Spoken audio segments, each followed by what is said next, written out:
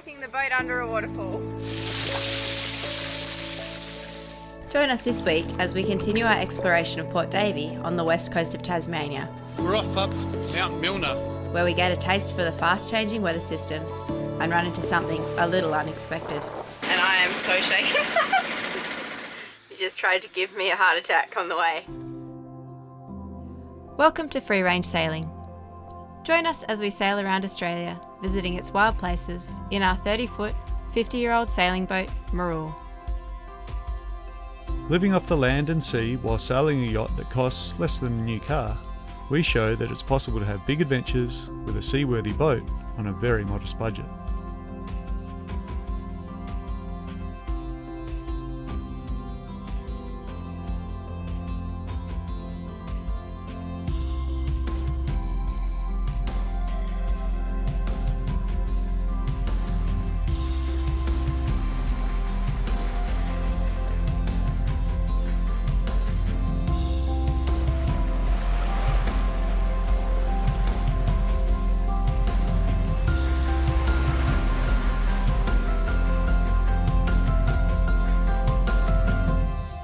We moved the boat this morning and we're going up the Davey River in our kayaks.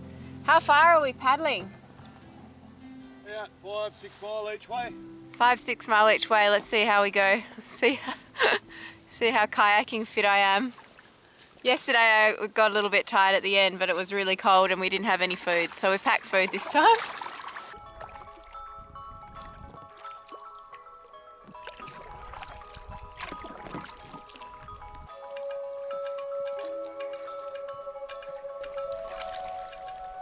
So when we were coming in here, the actual river mouth, because it dog legs around, you can't see it. But now that we've paddled in, we've come through the little, there's a little bar back there. We came over some small waves. Pasky was all excited.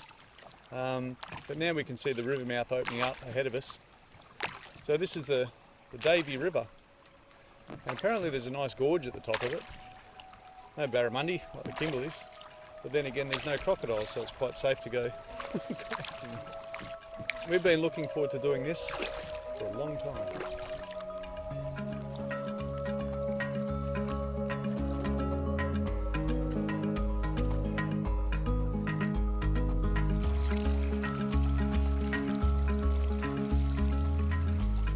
We came out into a wider section here. It's sort of hard to see where the rest of the river is. So I just came over into the shallows and just had a bit of a look. Over there I couldn't see any current whatsoever, you know, like where there was little sticks in the water. There was no little V's. I came up over to this side and now I can start seeing current again. So I'm pretty confident that the river goes up through there. But in this undulating landscape, it's really, you don't actually see a clear river. All you just see from water level here is just a range of hills.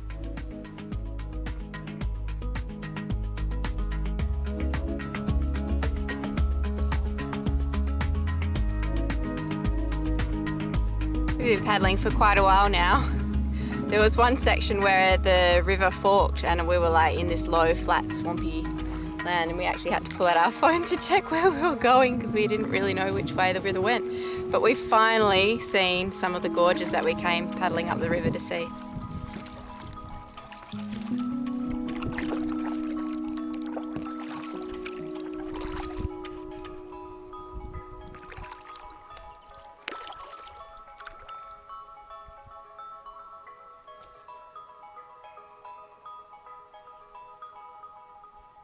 Rapido, rapido!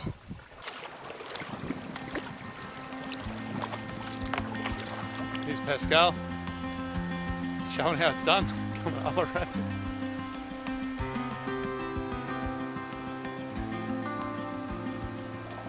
Well, we've made it up the Davey River. We got to the gorge part of it. It's beautiful. I've been looking forward to this little lunch. I think there's a fire ban around Tassie. We're not entirely sure, so we're just going with things that don't need any cooking. Thermos of tea, some biltong. Water's not an issue. I shouldn't have bitten into the biltong before we started filming, because now I've had thought.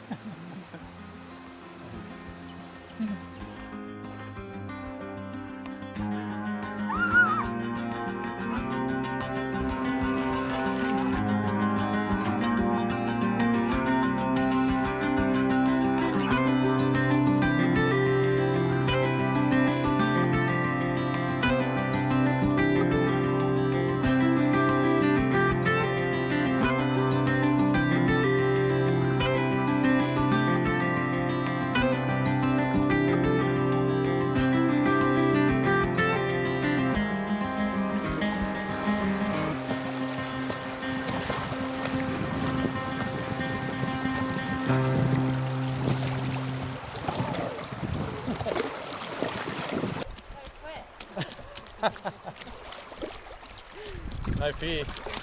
Rapido, rapido.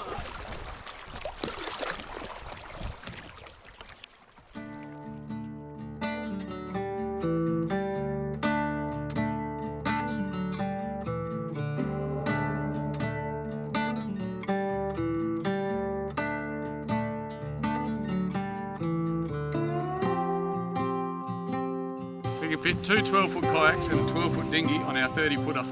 So with those kayaks deflated now and down the side, they don't actually interrupt with any of our sail lines, and that's important because if the wind blew up and we had to go and the engine didn't start, we didn't want to compromise our sailing ability, and we're a sailing yacht. You wouldn't want to go, like knock out 100 miles, but in an emergency, the boat's not disabled, and that was an important point for us.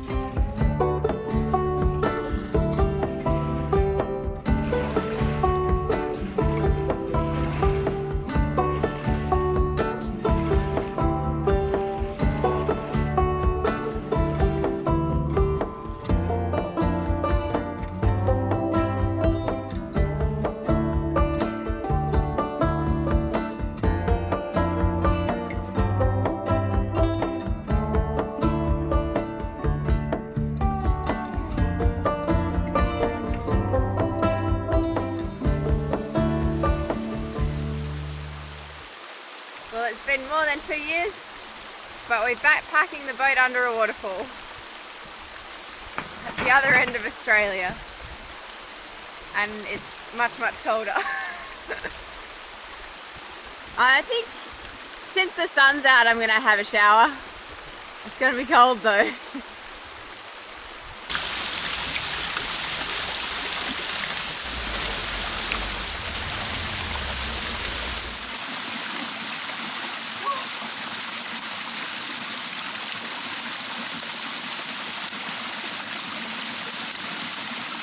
So this water is quite brown, but we're going to fill up our jerry cans anyway and use it for washing and maybe some cooking. Too cold for you to jump under?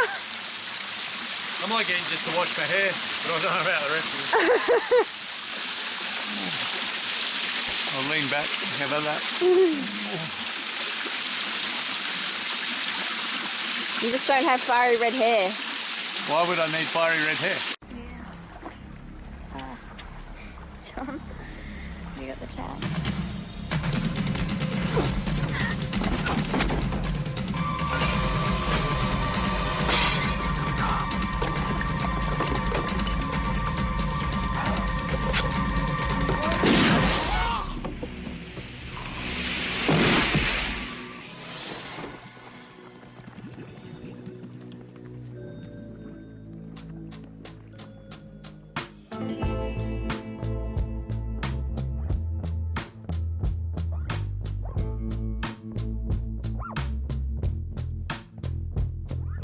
Well, we made it through that gap, but I don't know, you can't see the bottom, so it was a little bit freaky.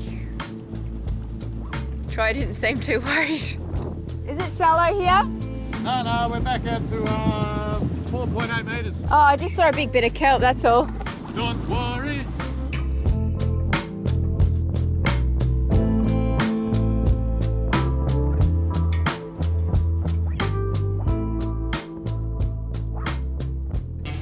We're going paddling and walking. Pretty windy. Too windy to go on a big kayak expedition, so we're going to go for a walk instead. It's an unusual sky. We'll go and see what it looks like from the top of the hill.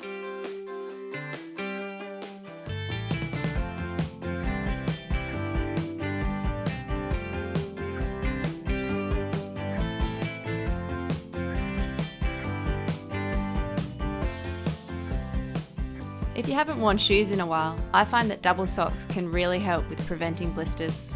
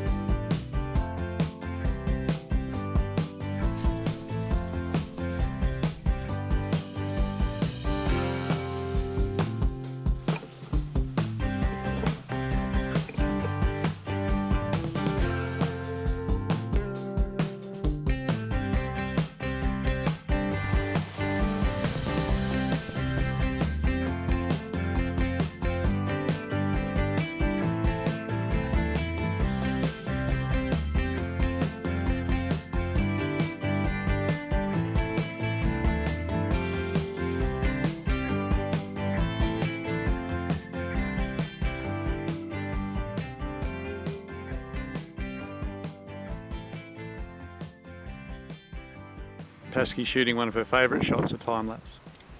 Well, here at the top of Mount Milner, we can see the swells still rolling in. They don't look quite as hectic as they did down at sea level. But it gives you a really good overall look at Port Davey.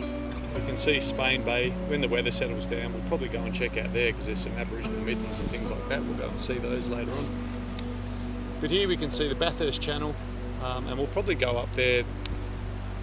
We're still waiting on the final weather report to decide what to do. It looks very peaceful up here. If I stand up, then I'll be caught in about 30 knots of wind, probably accelerating as it comes over the top of the mountain.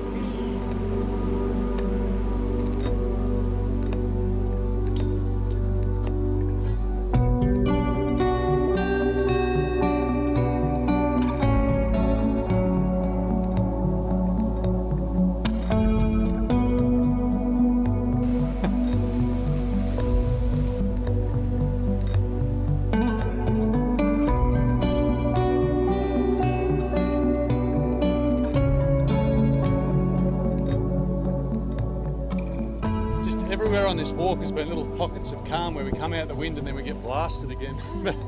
But luckily it's a northerly wind, so just having wind protection means we can just have a shirt on underneath this, and it's neither here nor there. But when that southerly comes, she's going to be cold. She's going to come straight from Antarctica.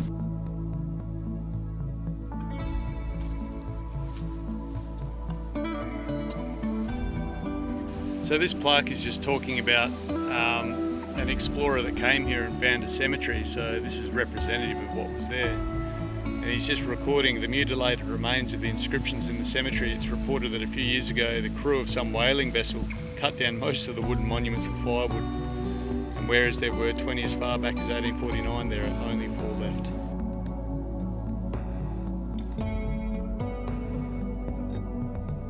Well, that was our Mount Milner walk.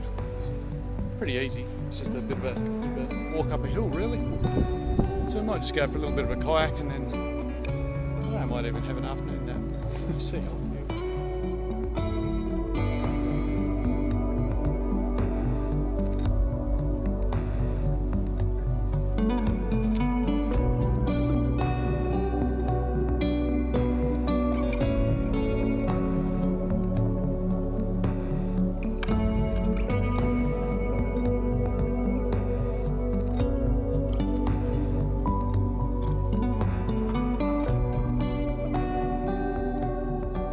Even though the water's brown, we can actually see here down into the water, see the kelp gardens and all the weed and the rocks. It's really trippy and really cool.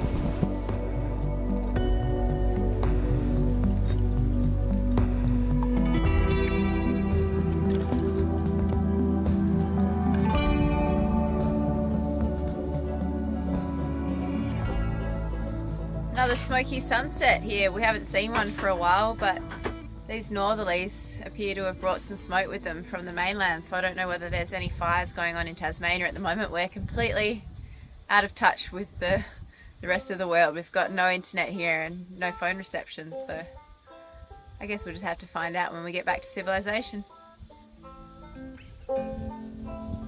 Hopefully there aren't too many properties on fire.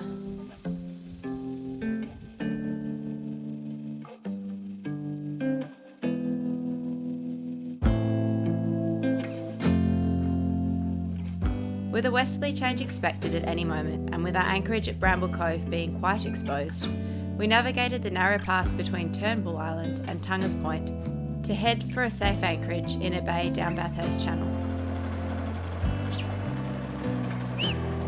Right up at the waterfall, look. Oh yeah.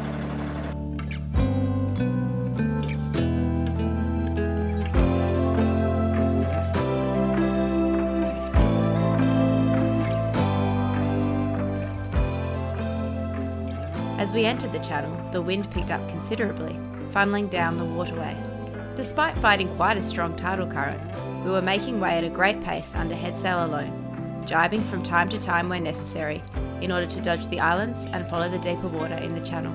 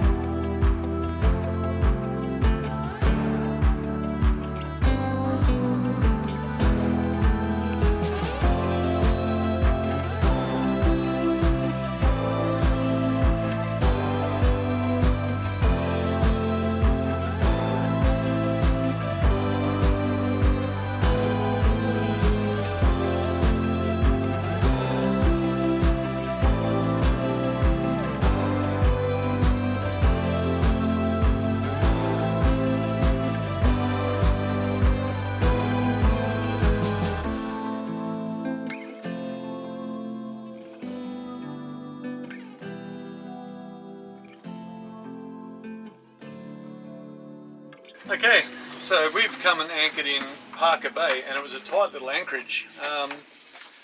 So obviously we're because this is a World Heritage Wilderness Area, there's a lot of rules that we've got to follow. And part of them is where and where you can't anchor. Now, because of the tannin-rich waters here, it stops a lot of sunlight getting through.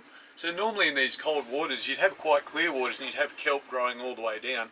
But here with all the tannins that flow out, it makes the water quite dark. And that means you get a lot of deep water species and invertebrates growing quite shallow. It's incredibly rare. So we've looked on our map. There you go, I'm holding it upside down to you guys. But it's got a big area where we can't anchor, but in Parker Bay, right up the top in the shallows, we can anchor. And they tend to, like a lot of the places you can anchor, that's where sunlight will penetrate and algae and stuff can grow, and the invertebrates that don't like the sun, like those, they're not there. So we're going to shelter here because we've got winds going from the northwest around to the southwest, and they're going to be strong. So we've tucked in here, and then once all those winds pass, we're going to look at going for a kayak up the Spring River. But tomorrow, this is a nice secure anchorage. I'm going to do oil changes, winch services. I'm going to see what Pasky gets up to. She just sort of does her own thing. Probably computer work. Has nothing to do with me, does it? What you do? So there we go. Port Davey Marine Reserve. These, we picked these up. Where did we pick these up? The From Services Tasmania. Yeah, Services Tasmania.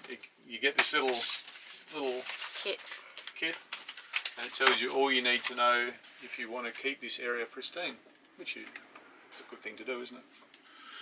I'm hungry. Yeah, time to cook dinner. Let's do it. Good morning. We're motoring to a new spot because there's a bit of some 25 knot southwesterlies blowing at the moment. We're motoring in some unsurveyed water and in the brown water, and we just hit some unmarked, uncharted reef, and I am so shaken. We're okay, but yeah, I was making Troy a cup of tea because he's out there in the rain. It's pouring with rain out there, and yeah, I've kind of spilled his tea. The tea went everywhere because we hit the reef so hard. It was really a bit scary. I've cleaned up the tea. So we got here. Of course we got here. You just tried to give me a heart attack on the way. I definitely didn't try to do anything of the sort. But let's have a look at our memory maps here. You should be able to see that. But those, you've got little patches where it's all really well surveyed, but then they've got these little outlines here saying that it's not surveyed at all. So while you think, oh, like there's the delineation of the reef surrounding those little islets, and we came around here, but that actually extends quite a bit out. So it's just inside that unsurveyed bit we found a little high spot, didn't we? Mm. There you go. So as I was, normally what will happen when we're driving around, I'll split the display so we have the chart on one side showing our track and everything, and then I'll have on the other side the sounder, and that'll show some rises coming up. But this time I just had the big chart because I wanted to see where we were going and the numbers on the side. So you didn't have the numbers were just sort of like we're counting upwards, and I was like, ooh. But luckily we're already pointing back out to safe water, so by the time we hit and you squealed, we were already like turning, and I put a really hard turn. The important thing is if you touch, is to make sure that you're trying to point to safe water as quickly as possible, but don't lose that momentum. You know, like, so. But you'd be tempted to to stop the engine, right? But yeah, but we don't really have to because the aperture around our prop is small. Like we've got that full keel, and it comes into a nice thing. It's nice and rounded. So it's less of a drama for us, but if you had like a bolt-on keel, we didn't really hit that hard. We're only doing 3 knots. Yeah. So even though it seemed chaotic down here for you, it wasn't in the big scheme of things. 50-year-old heavy-duty boats, it wasn't that big a deal, and it wasn't like really rocky either. I know it sounded dramatic down here. It was more of a dull thud rather than a sharp report. Yeah. So I would say we probably scraped off a few barnacles, and I don't think we'd have any anti-foul along the bottom of our keel shoe. No. But it should be alright. The other thing is we've got lead ballast in the rule, and what that means is even if we crack the fiberglass on our hull and seawater was able to get into it, if you had steel ingots or steel shot or something like that in there, you can get seawater in there, it can rust and expand and crack. Lead doesn't do that. So just another reason why I love this old tub. But now we're just going to settle in because it's it looks like we're just living wet. in windy cotton wool out there. Yeah. It's crazy. It's great. It's actually a really pretty anchorage though. Yeah, it is a pretty anchorage. When we go kayaking it'll be really nice.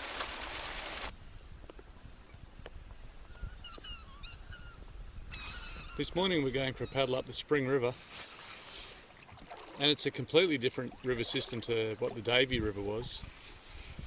And already we're just in the Manawir, I think that's how you say it. And already we've seen like 50 black swans feeding. There's another 30 odd just up ahead, but apparently there can be thousands in here.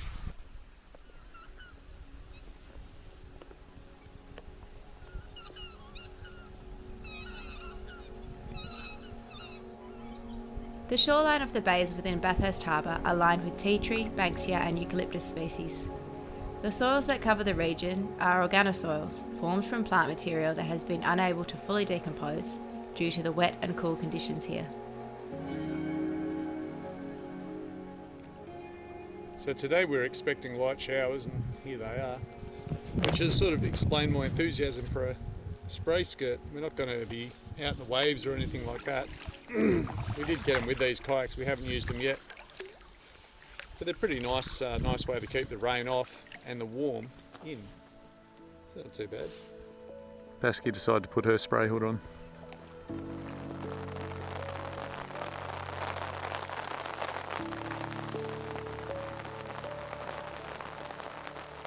So it's quite a peaceful paddle up the Spring River. Haven't heard any raucous cockatoos or anything like that carrying on. There's a bit of bird song. Now that we're in the deeper river itself, we haven't seen any black swans. They're all feeding down there further in the inlet. It's a bit more like just meditating, paddling up these rivers. It seems like we're in a really old place.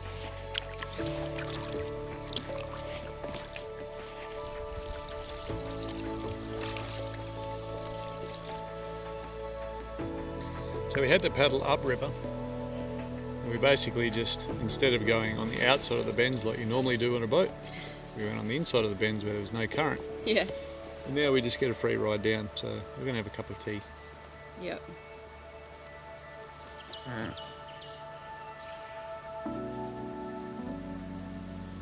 Here in Australia most of our things are nocturnal, so you don't really see many critters when you do a paddle like this. Yeah. I'm looking for stuff. I just see birds. And hear them. And hear them. Yeah, I was hoping to see a platypus, but Very cryptic.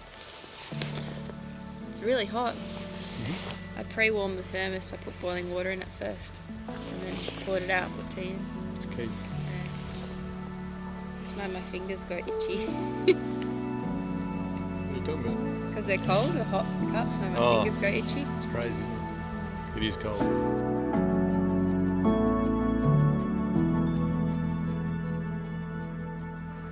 So we've done a bit of accidental gardening.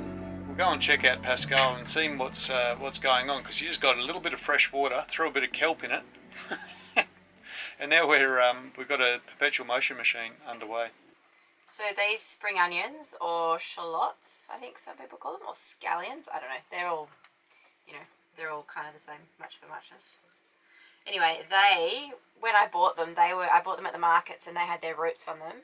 And so I've just been using the green bits and then putting them in a jar of water, and then they get new green shoots. And also the rosemary. How long have we been eating those scallions? We got them in Hobart like the first time we went to the market, so we've had them for like 3 weeks. And you've been pretty constantly using them. This, the rosemary, we've been using a lot of, and we got the rosemary and Triabunna from our friend Catherine, and I think that was like 2 months ago. This is new growth. Yeah, this is all new growth here. Like these shoots here are all new growth. And there's like, you can see there's actual roots on the rosemary, see that? So that's really cool. And then I got some coriander just before we left, and I put that in water too because there was roots. And this is getting new shoots as well. Coriander. Look at that. So if you can't grow vegetables in Tassie, just stop growing anywhere. Yeah. And you pop some kelp in there, is that right? Yeah, so one of our followers on Instagram, she comments a lot, and she said if you put some kelp in, they should get a bit more food and they should grow better. And I've noticed that they've grown a lot better since I put a little piece of kelp in.